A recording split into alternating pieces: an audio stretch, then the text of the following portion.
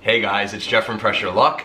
Now, as you may or may not know, the Instant Pot can do an array of things. I mean, it can't do my taxes, but I have somebody who could do that for me. Thanks, Dad. Instead, what it can do is it makes the best soups. It makes the best pastas, I actually think. Don't tell Nona. I actually had a booby, not a Nona, so that's safe. It makes the most extraordinary roast fall apart.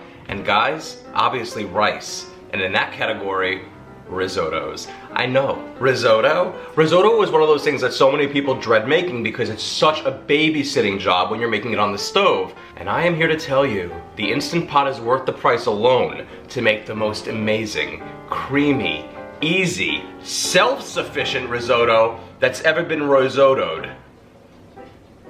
What? Sure, we'll just call it that, but just don't take my word for it. Let me show you. And seeing as I love risottos, I have a great mushroom risotto, a French onion risotto, a lemon asparagus parmesan risotto in my cookbook. This thing right here, I'll talk about this more at the end. And so when I saw some arborio rice, because you need arborio rice to make a risotto, in my cupboard, I said to myself, what do I have in the fridge? And I had some pancetta, you could also use bacon. I had some shallots, which I'm using as the base there, some scallions, and some sun-dried tomatoes in my pantry, and I said, I'm gonna make the most amazing bacon tomato risotto ever. So let's go right to the Instant Pot because your risotto game is about to get changed and upped to level 3562. That's a high level. Let's go. So let's begin with 3 large shallots, or about a half a pound's worth. And we're gonna dice it up. And as you can see, that's a lot of shallot, and that's exactly what we want for this recipe. If you can't get your hands on some shallots, 2 regular yellow onions will do. 1 bunch of scallions, sliced up. Now I wanna take a 10-ounce jar of sun-dried tomatoes, and I'm just gonna open it up, and I'm gonna take the tomatoes out, the sun-dried ones, and I'm just gonna chop them up. Okay, and there are my sun-dried tomatoes, and I've just diced them all up. And you'll see it gets a little oily around here when you do that, obviously, because, well, they were sitting in some delicious oil, which, by the way, we want to reserve 2 tablespoons of. Now I'm going to go to the Instant Pot and I'm going to add in 4 tablespoons of salted butter, as well as my 2 tablespoons of my sun-dried tomato oil that I just got from the jar. So let's come down to the control panel and hit the saute button and adjust so we're on the more or the high setting. Now once my butter is melted in the pot and it's all bubbly, I'm now going to add in my bacon, or pancetta. I'm using pancetta for this, guys. About 8 to 10 ounces worth. You notice that it's already nice and cubed up for me. If you're using bacon instead, you could use about a half a pound, all the way up to a pound if you really want it bacony, and just dice it up into bite-sized pieces. And I'm going to saute the pancetta in the butter and the sun-dried tomato oil for about 4 to 5 minutes. I don't really want it to get crispy, I just want it to get, thoroughly cooked. So it's kind of on the verge of getting crispy. And after 4 minutes of sauteing my pancetta or bacon, we're looking great. Now I want to add in all those shallots, guys. And I want to saute those up with the pancetta or the bacon for about another 2 minutes. Alright, and we're looking and smelling amazing here. Alright, now I want to add in 1 tablespoon or 3 cloves of crushed or minced garlic and saute that for another minute in the pot with everything else. Okay, and after a minute of the garlic sauteing with everything else, I'm going to add in a half a cup of a dry white wine like a Sauvignon Blanc or Pinot Grigio or Chardonnay, and I'm going to stir that around and let that simmer for about another minute. Now we want to deglaze the bottom of the pot and make sure it's freed of any brown bits. Wine is magic, just like Worcestershire sauce. It gets up any browning very easily from stainless steel. If you don't want to use wine, or you can't use wine, or you drank all the wine, you can just add in a half a cup of broth now. We're going to be adding broth in the next step. But you can just tease it with some broth now instead to deglaze the bottom. And after about a minute of everything swimming and getting drunk in the wine, we're going to then add in 2 cups of arborio rice. It must be arborio rice for a risotto, guys. That's the key. It can't be any other. 2 cups, don't rinse it, just put it in dry. And now I'm going to stir it around and everything in the pot for about a minute and just let this saute and let it sop up all of the oil and the butter and the pancetta grease. It's amazing.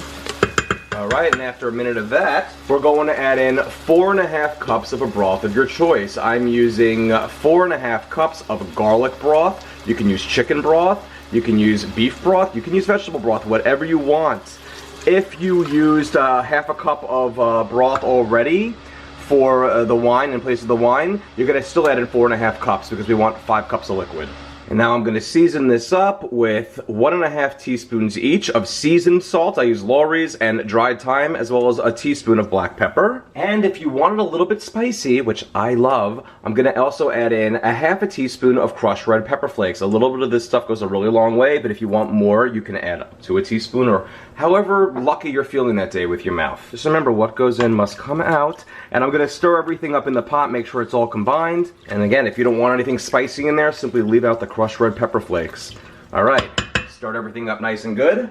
Now I'm gonna secure my lid, make sure that I'm in the sealing position. Now let's come down to the control panel again and hit the cancel or the keep warm cancel button, and then hit the pressure cook or manual button. And we wanna go on this, guys, for 6 minutes at high pressure. It's time to do a quick release. And the pin just dropped, so we'll take the lid off, pull the fan on. And now what I want to do is I want to take a whole can of tomato paste. But how annoying is it when you get the tomato paste to scoop it all out? I'm going to show you a little trick here. Open the can from the top end and the bottom end. It's a very versatile situation here, the top and the bottom. And then from there, once you have both the top and the bottom of the can removed, just take like a spatula or a spoon and look at this, guys. It slides right into the entire pot, well, whatever you're putting it in. Perfect. And that's your tip of the day. And now I'm going to put my finishing touches on, and that's going to be my scallions and my sun-dried tomatoes that I've chopped up, as well as 1/2 cup of grated Parmesan cheese. Now we're gonna get in there and stir everything together until everything becomes melded and combined. Stir it all up nice and good. I do like saying that, don't I? And this is looking fabulous. Okay guys, if you wanna add a little finishing touch of some hot sauce to it, by all means, feel free to put some of your favorite in there. As little or as much as you'd like. I put about probably a tablespoon. You do not have to add that.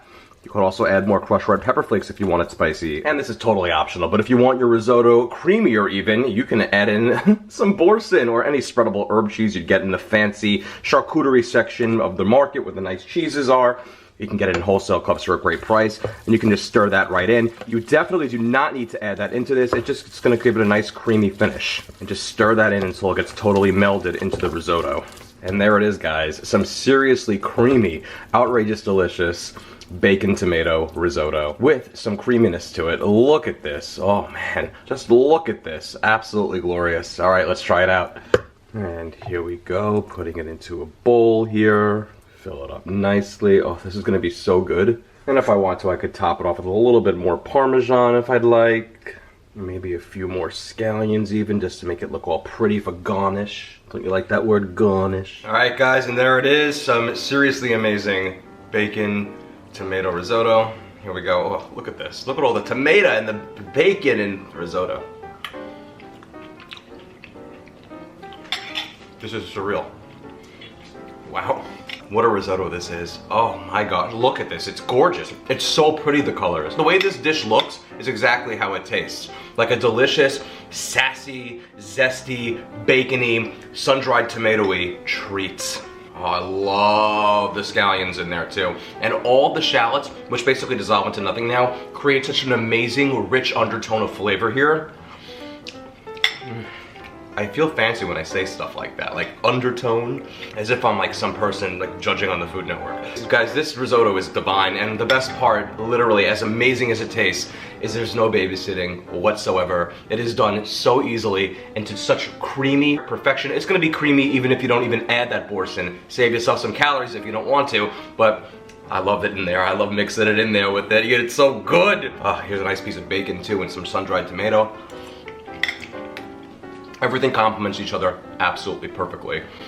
And if you want more bacon in there, have more bacon. Add up to a pound or pancetta, whatever you want to use. Use as much as you want. The amount that I put in, I feel like is a wonderful amount. It's not the star of the entire dish because I only put about 1/2 pound or 10 ounces or so. But if you want more, like I said, you add more. It's your choice. I definitely wouldn't be opposed to an entire pound or package of bacon in here. Or about 1 pound of pancetta, which is more expensive, but...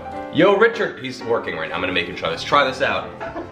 That was totally staged right there, wasn't that? All right, Richard, here it is. Some bacon tomato risotto, and it...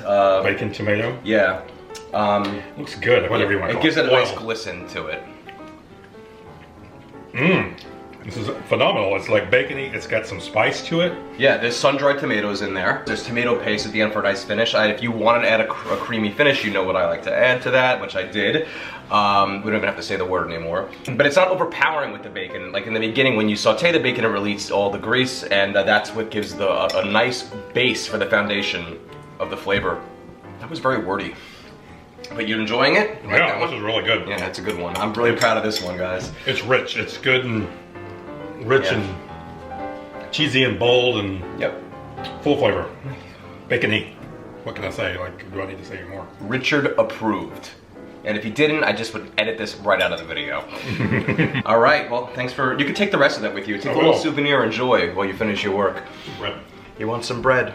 There is some, we have some bread. Baba Booey, Baba Booey, Baba Booey. This one is without a doubt a grand slam home run. Guys, if you enjoy these videos, check out pressureluckcooking.com because I have so many recipes there. I also have a cookbook that just came out. It's the #1 best-selling cookbook. It's beyond surreal that even happened. So thank you so much for purchasing the book to those of you who did, and to those of you who didn't. What are you waiting for? Get the book. It's step-by-step photos of every single recipe with a finished shot of every single one, a timing bar telling you not only how long the pressure cooking time is, but how long the pressure building time is. So there's no guesswork. You'll know exactly how long your dinner is going to be on the table from when you begin chopping or snapping any vegetables to when it's literally in the bowl or on the plate. Check out facebook.com/pressureluckcooking and like that page for any time new updates come out. You don't want to miss those. And of course, subscribe to me on Instagram, Twitter, Pinterest, and YouTube. Hit that little bell button on YouTube so you get notified the first time a video drops. Thank you guys so much for everything. And just know this, if you make this